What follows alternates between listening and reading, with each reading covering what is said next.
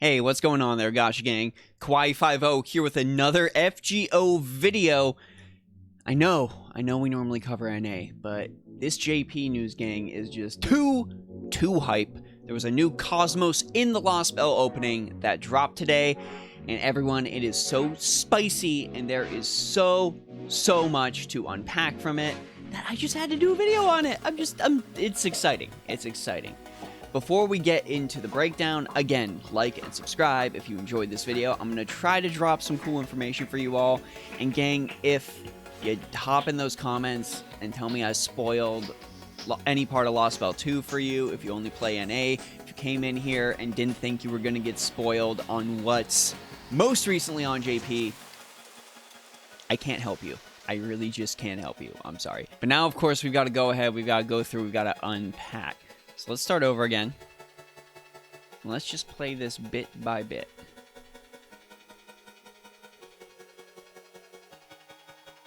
And see what we can find.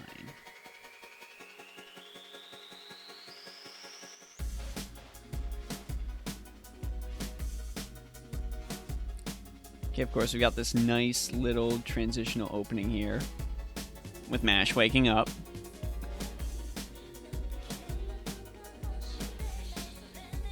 Beautiful. I mean, the cast gang has to have some, like, serious PTSD right now, because they've wiped out several civilizations. So you can't really blame Mash for crying right here. But it's parts later in this trailer that are really making people freak out. Of course, lots of parallels to opening 1 that we are going to see. There's, of course, Lev Liner again, our boy Dr. Roman. Gotta go back to the beginning. We had right there what happened with Olga. There's been a lot of Olga. A lot of Olga getting flashed back. A lot of Olga related. And actually, Nasu did recently say in an interview that Rio had spoiled some stuff that had happened with Olga Marie unknowingly in the Learning with Manga sector. So if you're one of those people whose tinfoil hat, like Olga Marie, is coming back, I would say that is a safer bet than anything. I really think she is going to be making another appearance in the story. Now, a lot of people are saying this butterfly right here. Now, this butterfly is prevalent in the first opening as well. Again, a lot of those callbacks to opening 1. I'm pretty sure there's a lot of people theorizing on the internet, that this is Olga, that this has been Olga the whole time, watching over the party, watching over the entire team, all of Chaldea, as they go about saving humanity, as well as fighting these Lostbelts, and the butterfly has been following them this entire time. It's a neat little theory, it's a neat little bit of symbolism, but I don't personally have any credence I can lend to that.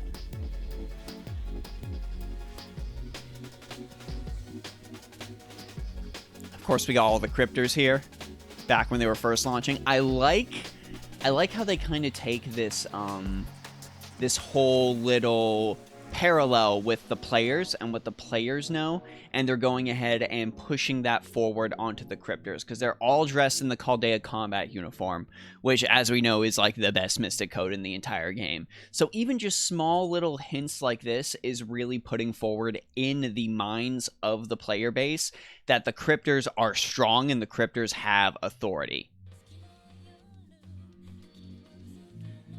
Of course, nice little parallel here, seeing Olga. Again, too much Olga Marie getting flashed back, especially with Kirshtaria looking at her. Olga's coming back. Dressing up, seeing flashbacks to previous Lostbelts. There's, of course, Lostbelt 1. More right over here. I know a lot of NA still has this fresh wound in their heart from Lostbelt 2.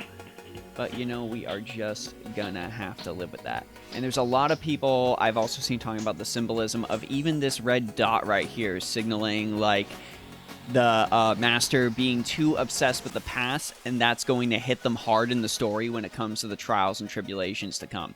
I think, like, the way, like, Nasu and the team sets this stuff up, more often than not, there's a lot of symbolism and a lot of hints in these OPs that we really should be looking at. Expression change there is just perfect. Of course, our boy Gordolf. We got the whole team right there. Holmes standing off in the distance. Holmes being like a little more apart from the rest. I know some people have been theorizing that Holmes might be the ultimate bad guy of the Lostbelts. Something to think about. Of course, despair and emptiness taking over as Mash remembers all the Lostbelts they've already destroyed. That Musashi wound still fresh. Okay, there's some quick transitions here, so we gotta go back. This Musashi wound still fresh in the hearts and minds of the JP player base. I know Musashi, if you're not caught up all the way with the Lostbelt story, of course I'm going to spoil it for you right here. Musashi just getting utterly erased from the Throne of Heroes. I don't know how this works mechanically. I don't know how much they thought that through, but it's just data not found when it comes to Musashi. She's pretty much gone after what happened in Olympus. Very sad, Musashi stands. I'm sorry. I'm sorry. Of course, we got Kirshtaria. We recently dealt with Kirshtaria. Boom, right here, Pepperoncino. At least I'm pretty sure. No, it's not Pepperoncino. Okay, now I've done my... now that I've dipped in and investigated to the cavalcade of names, that's Beryl Goot. Beryl, the master of Lostbelt 6. Lostbelt 6 and 7 also aren't going to be the only chapters, gang. Nasu has said that in order to unravel the story of what's going on with the Crypters, we're going to need more than Lostbelt 6 and Lostbelt 7. So there are going to be more chapters than just those two Lostbelts. Boom. Obviously, we've got Alter Ego right there. Of course, Muramasa in the background. Muramasa being like the most requested servant in like the history of FGO. Every single anniversary, people are talking about how this is it. Muramasa's coming. Muramasa's coming. Muramasa's coming. Muramasa never ever shows up. With them flashing this, if they don't give the player base Muramasa, they're just going to lose money in Riot. Again, Tomamovich right there. People are just waiting for her to finally become a servant. Lostbelt 6 is the time, gang. We're probably going to get her in Lostbelt 6. Probably going to get Rasputin in Lostbelt 6. Boom, right there. There's Daybit standing over his Lostbelt. Now, we have heard that Lostbelt 6 and 7 are, like, on the verge of collapse. Like, things are not going super duper well there. But with all of the allusions to, like, Daybit being, like, one of the penultimate and final antagonists in this entire arc of FGO, I really think we're going to end up getting to Daybit's Lostbelt, and those reports are going to be grossly exaggerated, and Daybit is going to be a very formidable antagonist. Of course, a big shadow, probably related to the servant or god controlling his Lostbelt. Now, right here, a lot of people saw this new servant and are wondering who it might be. There's been a lot of theories bouncing around. The theory I believe holds the most credence is this is Titania. Titania being, of course, the queen of the Fae, the queen of the fairies. The butterfly wings, such a big parallel between A Midsummer Night's Dream, the stories of Titania and Oberon, if you're really big into Shakespeare's lore. I'm going to call it right now. I'm going to say this is Titania. Expect some dialogue from Shakespeare about Titania when she does join your Chaldea. We got, of course, a nice shot of her face here, too. Beautiful. 3 knights here. 3 knights here. A lot of people have been saying that this right in the corner here is Morgan Le Fay. I don't think so. I don't think this is Morgan Le Fay at all. At least the previous art that we've gotten in all of like the different Fate media and all that, that is not Morgan Le Fay. So I don't quite know who these 3 people are. They may very well be Knights of the Round Table. A lot of people have been talking about how Camelot might be like the penultimate end-all of Fate. In fact, we can go back here and even look at this. Some people have even been saying, like right here with Daybit, that might be Camelot. That could be fun. But anyway, continuing on from these 3 knights, right here, boom. This staff, this is basically Merlin's staff right here. So this right here, I've got to say right now, is Proto-Merlin. Proto-Merlin, of course, we don't have a lot of like appearance to talk about Proto-Merlin, but in Fate Prototype, Arthur is male and Merlin is female. You can expect Proto-Merlin to be a caster type Saberface. And I really don't know what else I can say. The staff here is the dead giveaway. This is Proto Merlin. I think we can expect Proto Merlin as a servant in the summonable future. Of course, right here, Shadows of Fuyuki. Now, showing that last servant, showing those 3 knights, following up with, of course, Artoria. Not only are we probably going to be going to Camelot, seeing Proto Merlin there, those 3 are probably Knights of the Round Table. But we've got shades of Fuyuki. Now, with Nasu saying that there's gonna be more than the 2 Lostbelts, we need more than that in order to tell the full story. There's been so much talk about Fuyuki being this big catalyst point, this big central point in the entire Fate franchise, where a lot of those little world lines you'll hear about them talk about, like Extella and stuff like that, tend to branch off. So I think we will be going back to Singularity F. Honestly, if I had to make a guess, a good call, we may very well end up having to save the world by going back to Singularity F and actually being able to bring the Crypters there and prevent all of the bad things that happen to the Crypters. There might be some time travel. It is really not out of the realm of fate. You, of course, get that in Extella with how the different parallel worlds work, how Hakuno is able to send his consciousness back in time. So we might be getting some of that. Honestly, gang, I wish I could make a good call, but people are going to be making fan art of this character like madness. Could be Olga. All right, now right here, for starters, plenty to talk about. We got MASH, we got Lolly Da Vinci, we've got Coup Caster, finally important again. I don't know if they're just doing this in the OP, since Coup Caster is like the only servant we are actually given for free no matter what. But a lot of people are really excited to see Coup Caster again. And right here, we've got a brand new Mystic Code. Pretty sure we are going to see this Mystic Code given as a reward for maybe even completing Lostbelt 6, maybe even starting Lostbelt 7. We've got to have some sort of symbolic transition into our master, becoming the true master of Chaldea and surpassing the Crypters. And I'm pretty sure this Mystic Code is going to be it. Of course, we got, going back here, I'll get to that next thing in a minute, people. Of course, Coup Caster jumping in, ready to fight. Right over here, yes, Muramasa.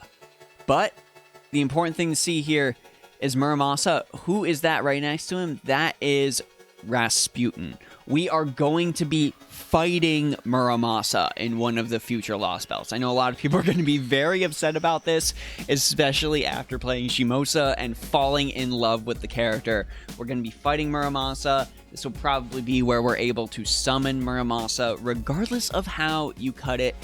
Emiya's visage, Emiya, even as a pseudo-servant, is a very, very popular character in the franchise. I myself am a huge Emiya Shiro fan. We're going to get Muramasa, be patient, but we're going to have to fight him first. We're going to have to earn it. Huge attacks there that just shatter, completely shatter and obliterate mountains. Muramasa is not messing around. That's a clear callback to Shimosa. And then right here. So for starters, the big thing people are pointing out here is, yes, we have Lolly Da Vinci, but down here, this is another Da Vinci. Da Vinci is likely getting her main body back. Da Vinci will be getting her main body back. That is insane to me. I'm pretty sure Da Vinci's probably been growing one in the lab for a pretty long time. But Da Vinci getting her main body back would be a huge power boost that would really help Chaldea going forward. And I know there's one other thing you're staring at here, everyone. Right here. Who is this? Again, we have the knight parallels. So I'm pretty sure this is one of the Knights of the Round Table who is going to be joining us, possibly fighting us back in the quote-unquote Camelot Lostbelt. Now, who could it be? Well, obviously it ain't Galahad, but a lot of people are pointing to the lance and how that ties into Arthurian lore. This is likely our first look at Percival. So if you are a Percival fan, get very, very excited because he is going to be joining our side. Now, of course, going down here, we've got the rest of the servants continuing to fight. We got Percival down there fighting. There's MASH. There's some stuff fighting in the distance. Coup Caster right there. Scroll through forward to see more of this fight. Boom, Mash is clearly fighting Muramasa. Muramasa is going to be our main enemy. We've got Caster Ku in the background fighting Rasputin. And of course, Percival fighting, I believe it is Tamamovich. No, wait, no. That's Rasputin. Ku Caster is fighting someone off in the distance. Yep, that's clearly Rasputin. So Percival's fighting Rasputin. We've got Muramasa fighting us. Some people are saying that Muramasa is returning from the Throne of Heroes to basically punish us for letting that bad stuff happen to Musashi. So that's something to consider. Again, this is that big thing. This is that big thing we saw in the opening, towering over Daybit, and it's falling from the sky. Some people say it's Camelot. What could it be? I don't know. Of course, we got Nemo Gang. Always love seeing Nemo. There's not really much else I gotta say about that. Alter Ego. Big antagonist right here. Fighting against Mash. We've got, finally, a pick of Gudako with the cannon from Olympus. Beautiful. We're gonna be using that to fight Alter Ego. Right here. Oh my gosh. Oh my gosh. Everyone's been praying and hoping to see. Boom, the Romani we have seen wandering throughout the Lostbelts. Now, a lot of people have been wondering, how is Romani alive? What can we sort of attribute this to? And I mean, I can just bounce a theory off you guys. I don't really have a lot of the answers. But while Solomon was erased from the Throne of Heroes, and this is just a theory, mind you, this is just me working the gears in my head. But while Solomon was erased from the Throne of Heroes, there are instances of those in the present day having their deeds recorded in the Throne of Heroes based on what they did in their life. And of course, the Throne of Heroes can summon those who currently exist in the present, who are long dead, and who have come from the future, as is the case with Emiya. So it is entirely possible that they are going to pull on us. Yes, Solomon may have been erased from the Throne of Heroes, unable to be summoned, but this is a autonomous servant variant of Romani Archimon, who was engraved in the Throne of Heroes after his great sacrifice against Goetia. Wrap your head around that. I know a lot of people would love a summonable Dr. Roman, so this just works in their gacha plans, people. Again, those shots of Olga. Olga's coming back. We've got our boy Gordolf. Beautiful Gordolf. Love that man. Got, of course, Lolly Da Vinci. We've got Holmes. You've got Gudako. Just a flashback to all the different Lostbelts. We've got Gudao. And finally, Mash smiling, overseeing their senpai, and boom, Caldeus cracking. Caldeus cracking is huge, people. I mean, of course, our entire world has already been iced over, completely and utterly destroyed when all of the previous Lostbelts were created. But having the world itself crack is a big deal. Again, going back to Nasu saying there are going to be more than just these two arcs of Cosmos in the Lostbelt in order to tell the story. So I'm pretty sure after Lostbelt 7, we're probably going to have to fight against whatever god has summoned the Crypters into this world to try and create the Lostbelts. The Outer God is going to be the penultimate antagonist of this arc of FGO, and this may even be leading us into another arc of FGO. Yes, they are hiring somebody else to write a third arc of FGO. Nasu is going to walk away to work on other projects, so expect more story to come.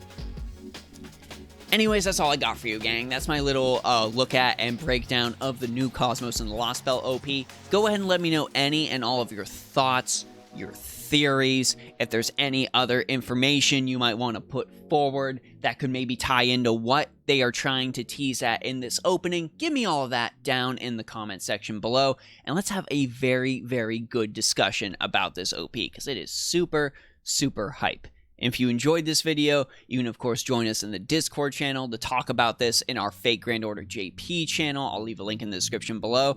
And if you think I did a good job, I do have a Patreon that you can check out as well. This is Kawaii50, hoping you have a phenomenal day, and I'll see y'all in the next one.